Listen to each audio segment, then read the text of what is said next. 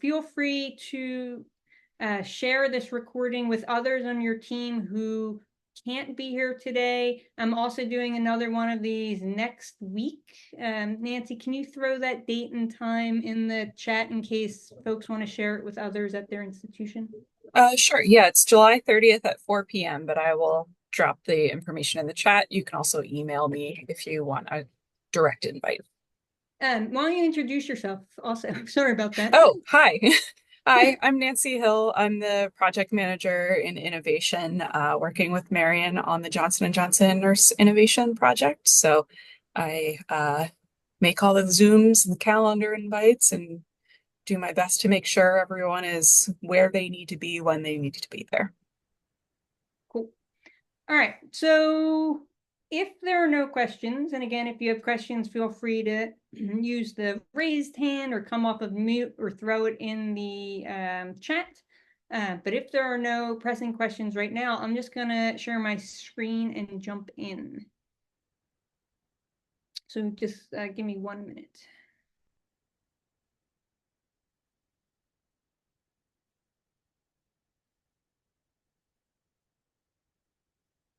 Alrighty. Nancy, can you monitor the chat while I'm doing this? Yep. Is that cool? All right. And can everybody see my screen? Okay, great. All right. So like I mentioned, I'm Marion Leary. I am the Director of Innovation at the University of Pennsylvania School of Nursing. I'm also the PI on the Johnson & Johnson Nurse Innovation Fellowship Grant. Really glad you're all here. I'm going to be talking about, an overview of human-centered design, equity-centered design, and design thinking. I do have a number of grants related to the work that I'm going to be talking about today. So I do want to start with a foundation of what is innovation. Innovation is sort of this nebulous term that means many things to many different people. But at Penn Nursing, we define innovation as the creation of something new or the application of something used in a different way that delivers value. We're not just talking about technologies or widgets, though those things can be innovations, though they're not always innovations. What we're really talking about is the methodologies that we use to solve problems, the systems and processes that we create, the way that we communicate with our patients and their families, the way that we educate our students. All of these things can be innovation. My view on innovation has changed over the past few years. To me, it's less about the end product that's created through this process and more about the mindset and the process itself. And so really helping nurses, healthcare providers, and others to really change the way that they're looking at a problem, approaching a problem, and creating whatever that solution is. It's through this innovation methodology, which I'm going to talk about today, which includes human-centered design, equity-centered design, and design thinking. So why do we need health and healthcare innovation? Well, we know that it can take anywhere from 12 to 15 years or longer to get something from bench to bedside using the research methods. And what we learned even as recently as during COVID is that we can't wait that long. We really need a rigorous methodological way to create solutions to the problems we're seeing at the bedside in days, weeks, or months instead of years. And this human-centered design innovation methodology really allows us to do that. It also gives us this richer understanding of what our end users' wants, needs, and desires are, whether that's patients, whether that's clinicians, whether it's community members, whomever the problem affects. The human-centered design process really integrates them in an integral way so that we can create the best solution that meets their needs. And it also really allows us to work with an interdisciplinary team. So we're not just talking about healthcare providers, but really anyone who has lived experience and who is, again, an end user to whatever the problem and solution is going to be. Just like healthcare, innovation is a team sport, and we need to make sure we have not just healthcare providers on board, but could be engineers, designers, community members, again, anyone who has an experience that would benefit the process so that we could have a fuller understanding of what the problem is and how to create an accurate solution. So this is a layout of the design thinking process. It is a five-stage process that starts with the foundation of empathy, but goes to define, ideate, prototype, and test. And though it looks linear, it is a very iterative process that you go back and forth throughout the entire time you're working through it. It is a human-centered approach that integrates the needs of the people for whom you are designing for and with.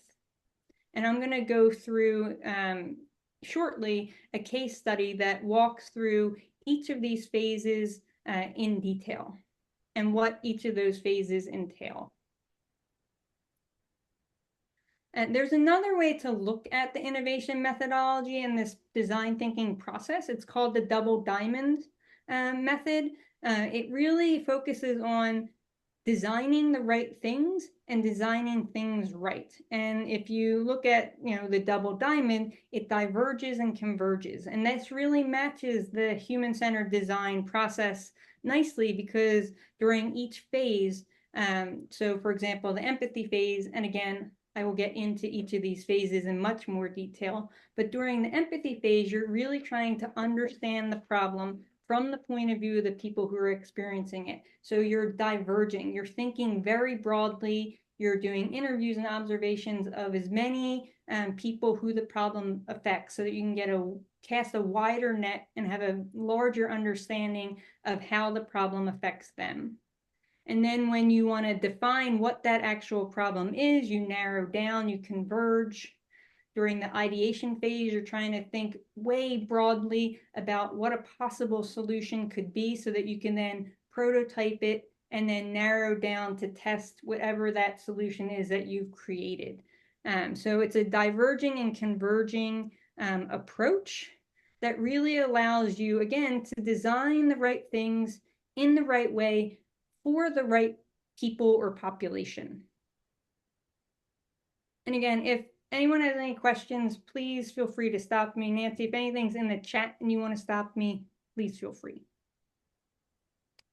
So, the innovation process is the nursing process. I really firmly believe this is why nurses are so good at innovation. It really matches our nursing process in an ideal way where, I just laid out the design thinking process of empathy, define, ideate, prototype, and test, but, it matches with the nursing process of assessing a patient, determining the problem, making a plan, intervening, and evaluating.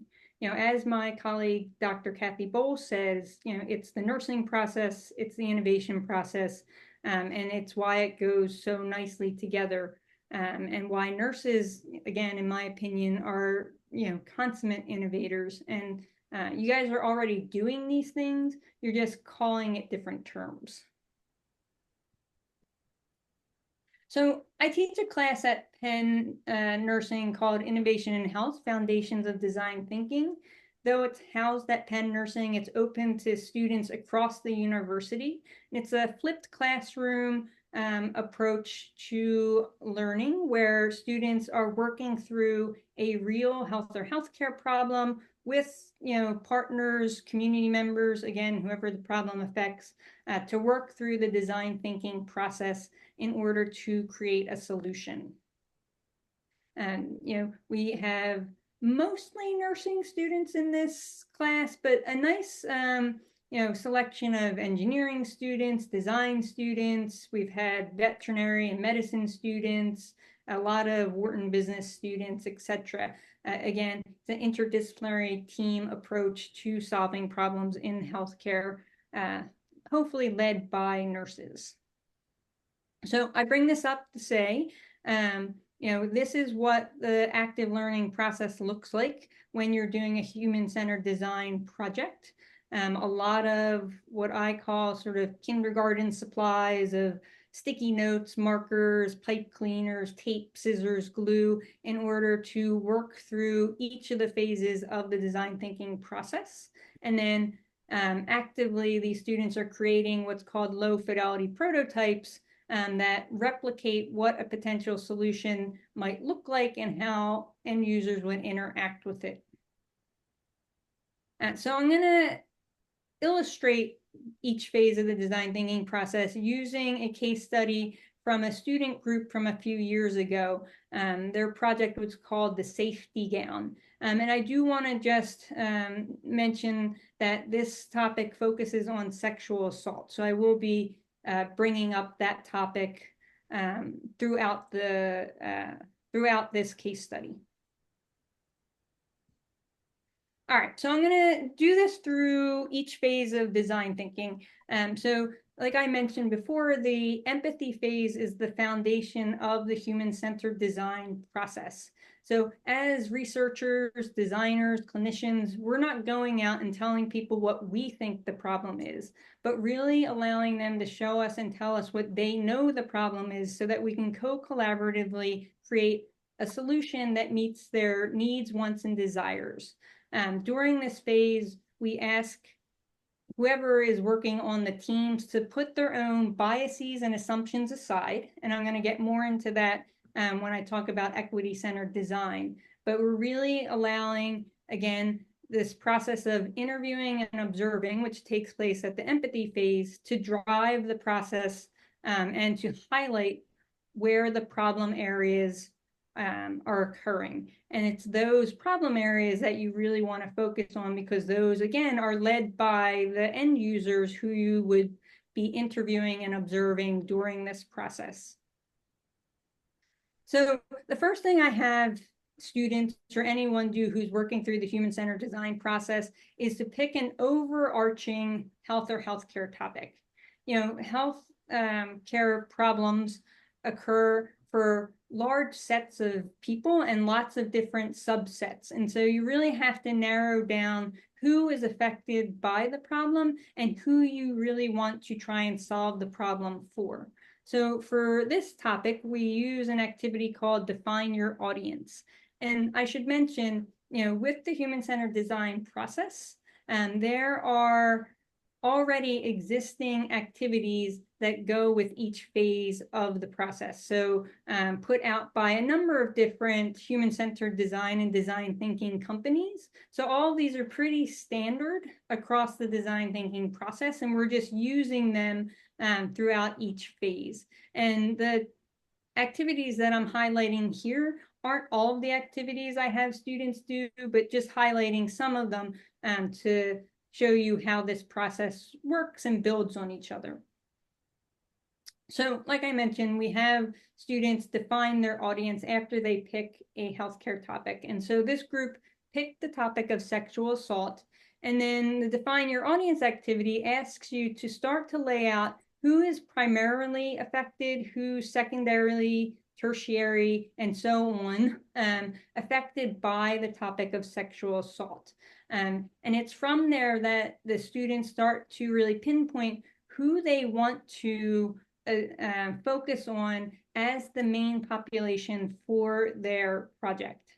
Not every population can be used, and not every solution will meet every subpopulation's needs. So you really do want to make sure that you're pinpointing the population that you can work with in terms of the rest of the design thinking process. And so this group decided that they wanted their main population of focus to be young sexual assault survivors who were recently sexually assaulted.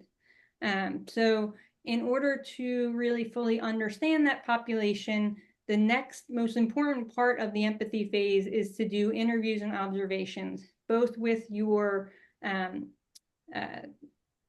main population, so the young females who were recently sexually assaulted, but also others who are in that like secondary and tertiary area, so that you can get a sense of the whole picture. However, letting the data from your young females drive the process.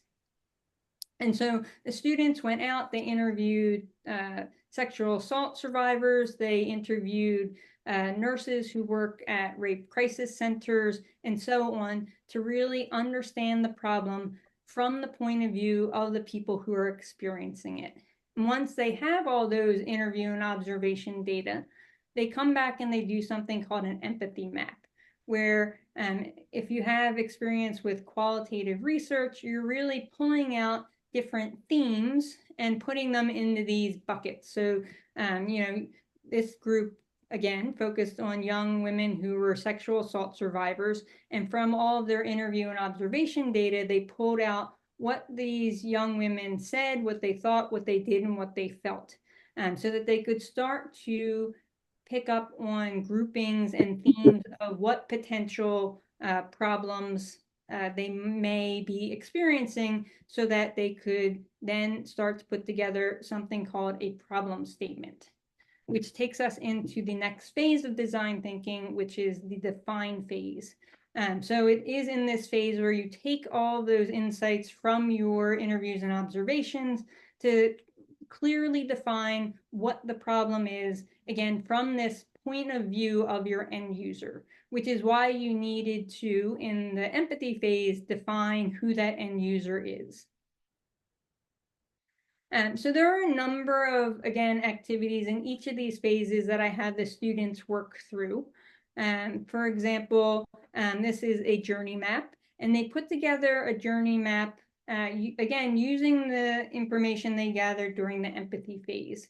So if anybody works in quality improvement or process improvement, journey maps are used in those areas as well. What you're doing with your journey map is quantifying the time point where you are trying to pinpoint what the different areas of need and problem areas might be. And so for this group, they are quantifying their time from right after the sexual assault of the young female through to when they go to the sexual assault rape crisis center. So this is their journey map, and they put it together using a storyboard. So I will read this off because it is a little small to read. So this is Penny. Penny was just recently sexually assaulted. She's feeling very overwhelmed. She decides to go to the rape crisis center. She is at the rape crisis center, but not sure she made the right choice going there. Again, she's feeling very overwhelmed. The sexual assault nurse comes in, tells her that they're going to do a number of different things today, one of which is examine her. They're going to, however, need to take all of her clothes for evidence, and they give her, one of those flimsy patient gowns to put on. Penny is feeling like the gown is very thin. She's feeling exposed.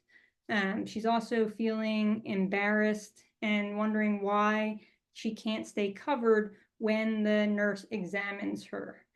So the nurse wants to examine her and asks her to pull up her gown so she can do the examination. At the end, Penny's feeling humiliated, she's feeling exposed, and like she made the wrong decision going to the rape crisis center. So the students put this journey map together, which is really a story of the process of what young female sexual assault survivors go through when they go to a rape crisis center. And it was from this journey map that they were really able to pinpoint a problem that they could then address. And so after they did their journey map, they put together something called a problem statement. And if you see here, it really is a templated activity that lays out what you need to include. It's sort of like one of those old Mad Libs. So it says, I am, user description, I'm trying to, goal or outcome, but, problem or barrier, because, root cause, which makes me feel emotion.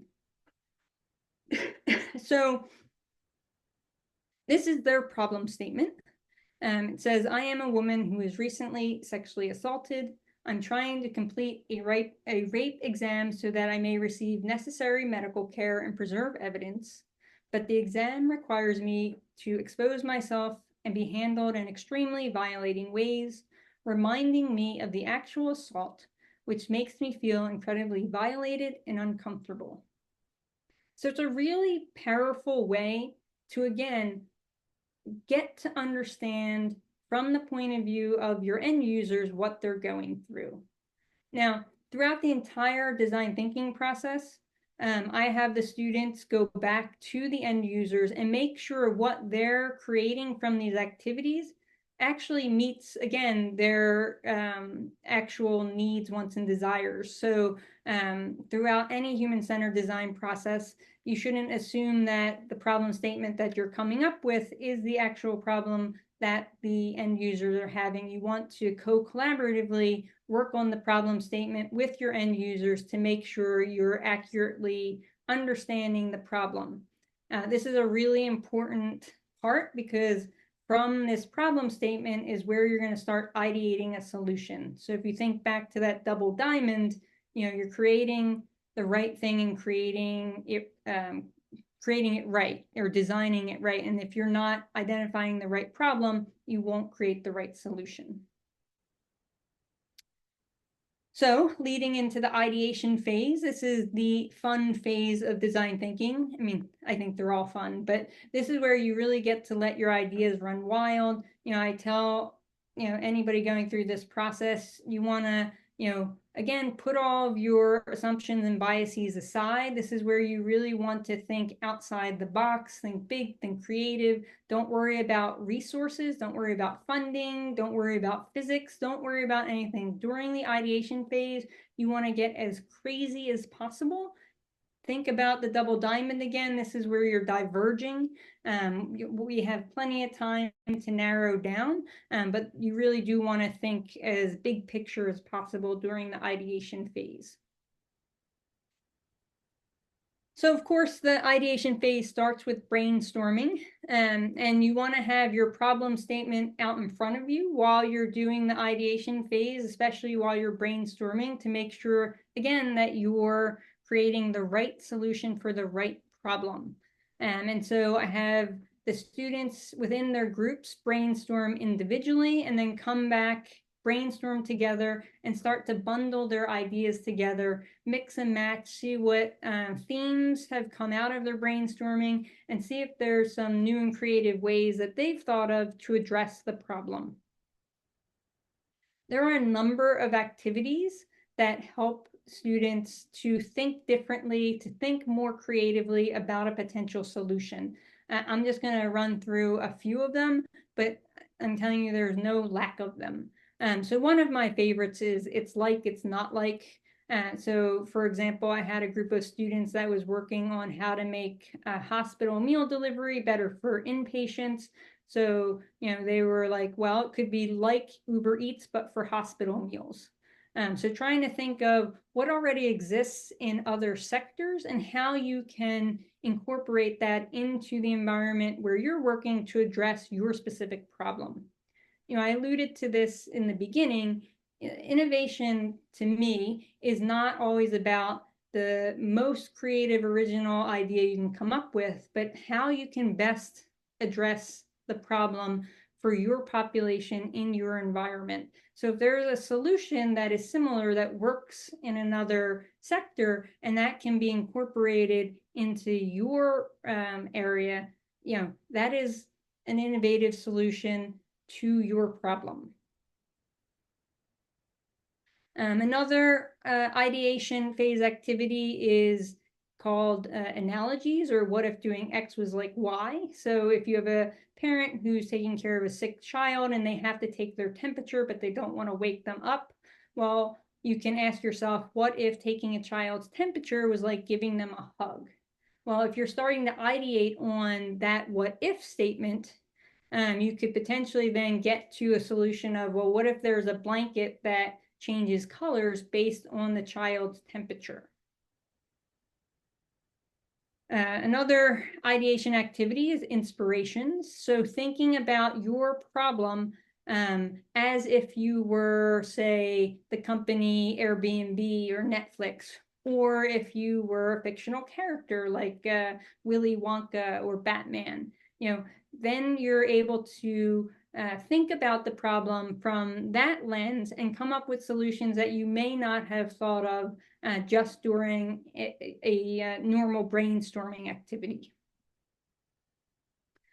All right, so after the ideation phase, you go into the prototyping phase. And so the students during their ideation phase came up with a new gown for sexual assault survivors that would help them feel less exposed during exams.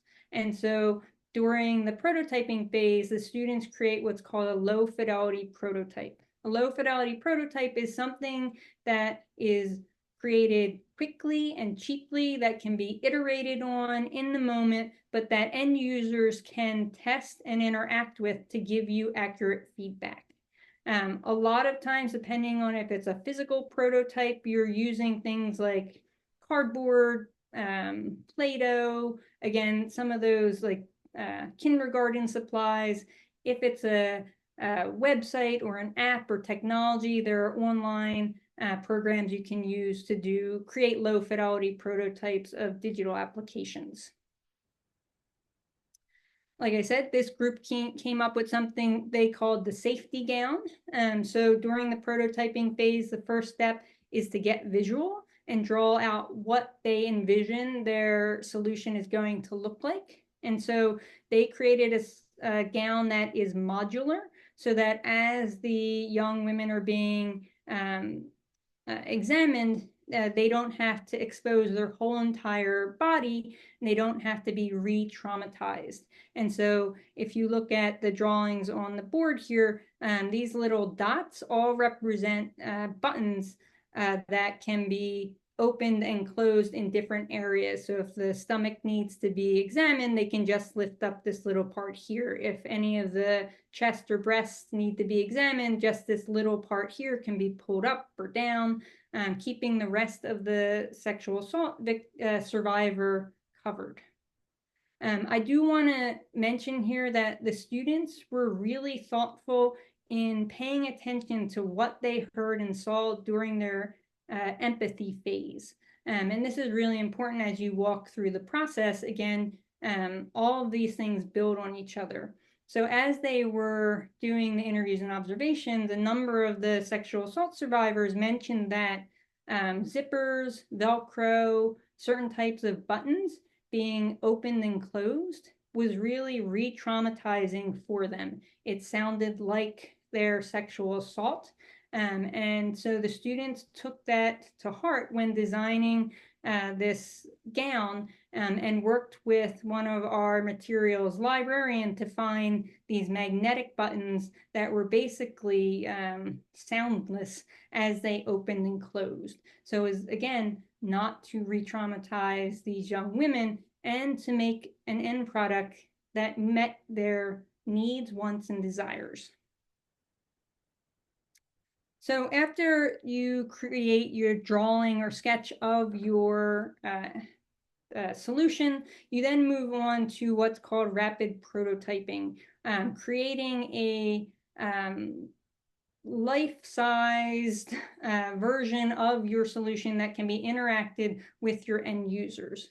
These students started designing for a baby doll, but quickly moved over to designing something that students in the class could interact with.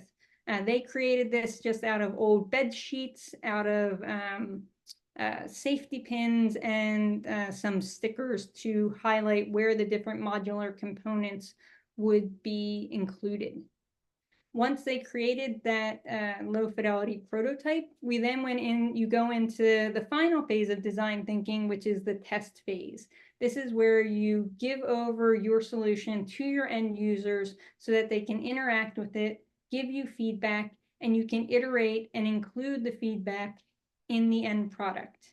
Again, the end users should be consulted and involved in the process throughout, but especially and importantly during the testing phase. again, you don't want to create something that your end users aren't going to use, which is why this human-centered design process is really important.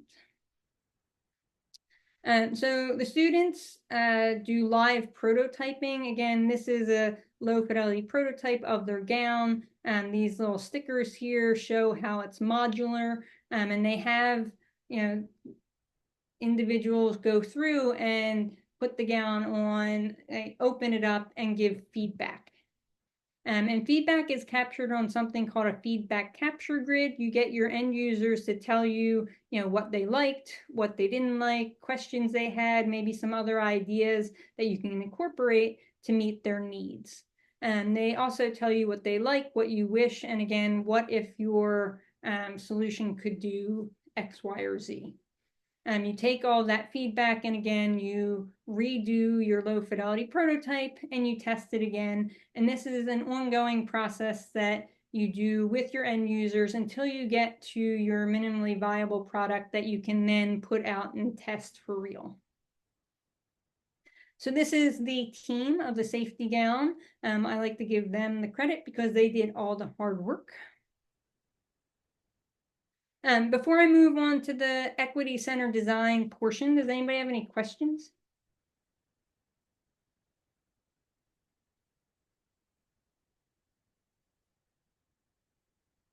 All right, I'll take the silence as no. So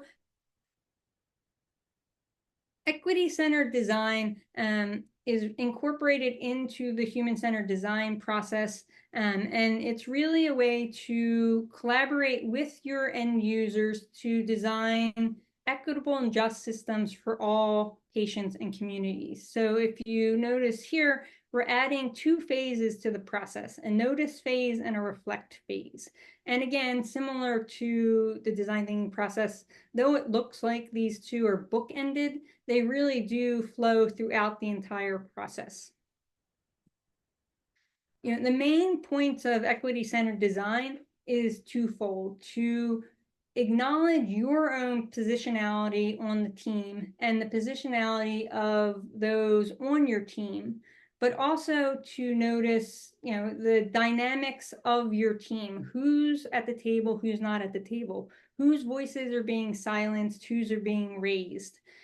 How do you put your own biases aside as you're working through this process and really letting the voice and experiences of your end users lead the process.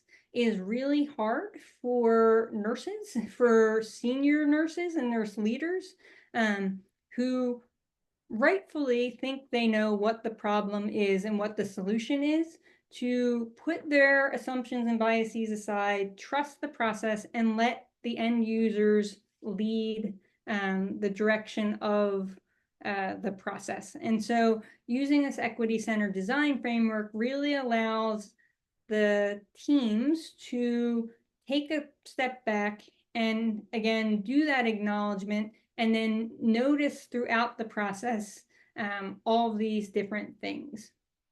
Additionally, for the human-centered design process, and especially with that equity-centered design framework, you really do want to be co-designing and collaborating with the people who have these lived experiences. It will depend on what your problem is, who those people are, but as you're thinking about your teams and who you're putting on your teams and who's working through this process with you, make sure you have a number of people who are the ones living in your problem area. They're the ones whose voices you really want to listen to and let help drive the process. So just some things to consider during the notice and reflect phases. As an individual, how does your identity impact your understanding of your user's experience? Again, if you're a chief nursing officer or senior nurse leader and you're working on a problem for a nurse who's working at the bedside, what are your assumptions and experiences versus the individuals? At an institutional level, what are the customs, practices at play that might affect your user's experience? And then structurally, what are the customs and practices where that include or exclude your user on a systematic level? So I want to mention we do have some resources available around the design thinking process. So a bunch of years ago now, in partnership with the Rita and Alex Hillman Foundation, we created a free online open access platform called Design Thinking for Health.